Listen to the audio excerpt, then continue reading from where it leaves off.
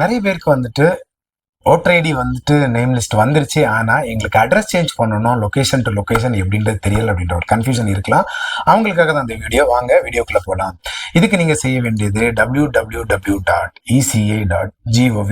அப்படின்ற website just open பண்ணீங்க அப்படின்னா இதில் நிறைய டீட்டெயில்ஸ் வரும். இருந்தாலும் நீங்கள் eca.gov.in அப்படின்னா டைரக்ட் சைட்டுக்குள்ளே போனீங்க அப்படின்னா இந்த மாதிரி பேஜ் ஓப்பன் ஆகும். Election commission of India ECI net அப்படின்றது நமக்கு தேவை. இசிஐ நெட் அதை கிளிக் பண்ணீங்க அப்படின்னா ஓட்டர் சர்வீஸ் அப்படின்ற ஒரு ஆப்ஷன் இருக்கும். அதை நீங்க கிளிக் பண்ணிக்கோங்க. அதை கிளிக் பண்ணியாச்சு அப்படின்னா இதுல வந்துட்டு ஃபார்ம் 8 கரெக்ஷன் ஆஃப் என்டைஸ் அப்படின்றது இருக்கும். இதுல வந்துட்டு ஆஃப்லைன்ல நீங்க சப்மிட் பண்றீங்க அப்படின்னா டவுன்லோட் பண்ணி ஃபில் பண்ணி சப்மிட் பண்ணிக்கோங்க.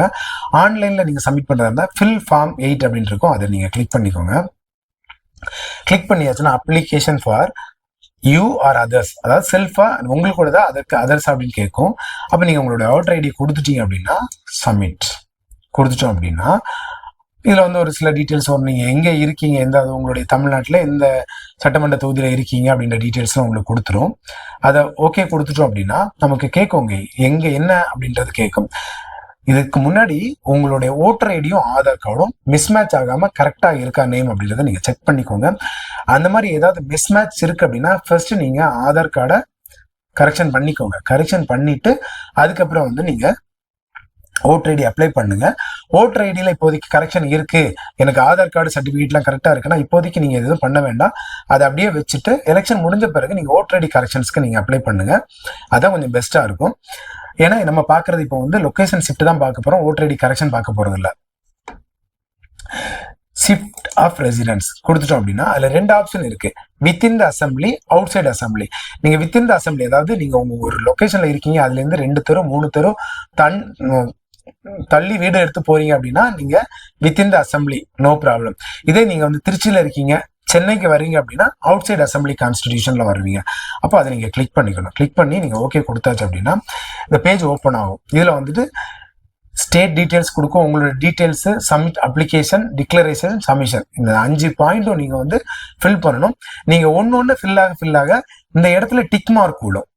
அப்பதான் கரெக்ட் அப்படின்றது அர்த்தம். ஃபர்ஸ்ட் நம்ம வந்து என்ன பண்ணலாம் அப்படின்னா ஃபர்ஸ்ட் எந்த ஸ்டேட் நம்ம எங்க மாற போறோம், தமிழ்நாடுனா தமிழ்நாடு, ஆந்திரானா ஆந்திரா, கர்நாடகானா கர்நாடகா, கேரளானா கேரளா. இப்போதைக்கு நம்ம தமிழ்நாடு.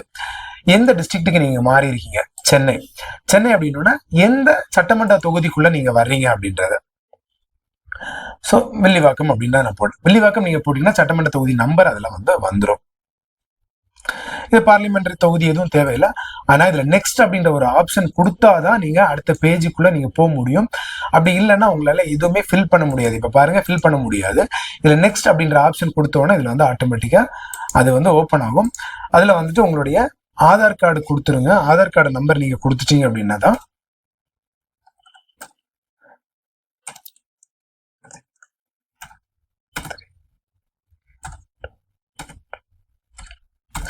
ஆதார் கார்டு நம்பர் கொடுத்தாச்சு.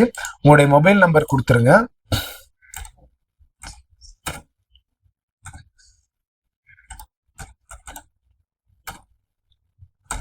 உங்களுடைய மொபைல் நம்பர் கொடுத்துட்டு அதுக்கு அடுத்தது உங்களுடைய இமெயில் ஐடி.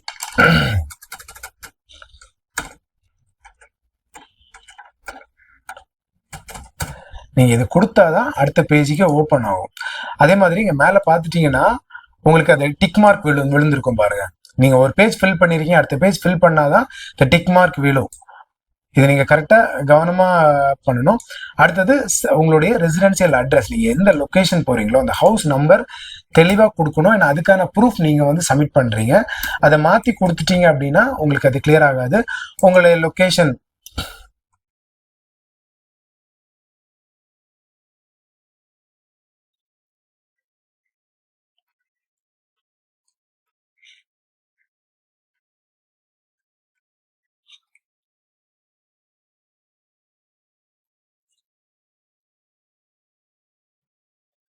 கொடுத்துட்டு இதுல முக்கியமா என்ன அப்படின்னா போஸ்ட் ஆஃபீஸ், உங்களுடைய போஸ்ட் ஆஃபீஸ் என்ன அப்படின்றத ரொம்ப கிளியரா கொடுக்கணும்.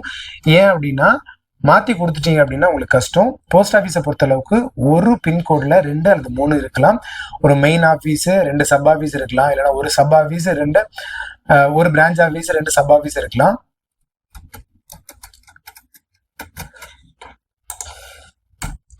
பின்கோடு கரெக்டாக பின்கோடு வந்து கரெக்டாக கொடுக்கணும். இதில் நீங்கள் ஏதாவது கரெக்ஷன்ஸ் கொடுத்துட்டீங்கன்னா, இதில் முக்கியமாக என்ன பிரச்சனை அப்படின்னா தாலுக்கா அலுவலகம். இது வந்து கண்டிப்பாக தெரிஞ்சு வச்சுக்கோங்க. உங்களுக்கு தெரியலன்னா உங்கள் லொக்கேஷனுக்கு என்ன தாலுக்கா வருது அப்படின்றத தெரிஞ்சு வச்சுக்கோங்க. தெரிஞ்சு வச்சுட்டு நீங்கள் டிஸ்ட்ரிக்ட் சென்னை கொடுத்துருங்க, முடிஞ்சு போச்சு. அதுக்கப்புறம் நீங்கள் எந்த அட்ரஸில் இருக்கீங்களோ அந்த அட்ரஸ்க்கான அட்ரஸ் ப்ரூஃப், அது ஆதார் கார்டு சேஞ்ச் பண்ணி வச்சிருந்தீங்க, ஆதார் கார்டு. ஏன்னா வாடகைக்கு இருக்கீங்க அப்படின்னா நமக்கு வந்து பெரும்பாலும் ரெண்டல் அக்ரிமெண்ட் தான் இருக்கும். அப்படி இல்லைன்னா ஒரு சில சின்ன சின்ன டாக்குமெண்ட், கேஸ் பில்ஸ் அந்த மாதிரி இருக்கும். என்ன இருக்கோ உங்கள்கிட்ட கரெக்டாக அதை வந்து நீங்கள் மென்ஷன் பண்ணிட்டு இப்போ ஒரு ரெண்டல் அக்ரிமெண்ட் அப்படின்ற பட்சத்தில் ரெண்டல் அக்ரிமெண்ட் போட்டுருங்க. சேல் டீடு வாங்கிட்டீங்க, சேல் டீடு போடுங்க. ஆதார் கார்டு அட்ரஸ் சேஞ்ச் பண்ணிங்கன்னா அதை சேஞ்ச் பண்ணிட்டு நீங்கள் அதை வந்து சூஸ் பண்ணி அதை அட்டாச் பண்ணணும். அதில் நீங்கள் இதில் அட்டாச் பண்ணி அதை அப்லோட் பண்ணினா மட்டும்தான் இந்த இடத்துல நெக்ஸ்ட் பேஜுக்கு நீங்கள் போக முடியும், இல்லாட்டி போக முடியாது. அந்த ஆப்ஷன் இந்த இடத்துல நீங்கள் வருது இல்லையா, நெக்ஸ்ட் அப்படின்ற ஆப்ஷன் ப்ளூ டிக் வர மாதிரி, ப்ளூ காலம் வர மாதிரி இதில் வரும். அதுக்கப்புறமா நீங்கள் என்ன பண்ணணும் அப்படின்னு பார்த்துட்டீங்க அப்படின்னா பேஜ் இதில் வந்து இது நெக்ஸ்ட் ஓப்பன் ஆயிடுச்சு அப்படின்னா இதில் வந்து பிளேஸ், நீங்கள் எங்கேருந்து நீங்கள் எது பண்ணுறீங்களோ உங்களுடைய அந்த லொக்கேஷன் போட்டிருக்கீங்க, நீங்கள் எந்த இடத்துல இருந்து நீங்கள் ஃபில் பண்ணுறீங்களோ அந்த லொக்கேஷன் போட்டுக்கோங்க. போட்டுட்டு அடுத்தது சப்மிஷனுக்கு போயிடலாம். இதில் ஆல்ரெடி என்னென்ன டீட்டெயில்ஸ் இருக்கோ அது வந்திருக்கிறதுனால உங்களுக்கு அது ப்ராப்ளம் இல்லை. நீங்கள் கேப்சா கொடுத்துட்டு ஜஸ்ட் ப்ரிவியூ பார்த்துட்டு சப்மிட் பண்ணிடலாம். சப்மிட் பண்ணியாச்சு அப்படின்னா உங்களுடைய கரெக்ஷன் ஃபார்ம் வந்து எலெக்ஷன் கமிஷன் ஆஃப் இந்தியாவுக்கு போயிடும்.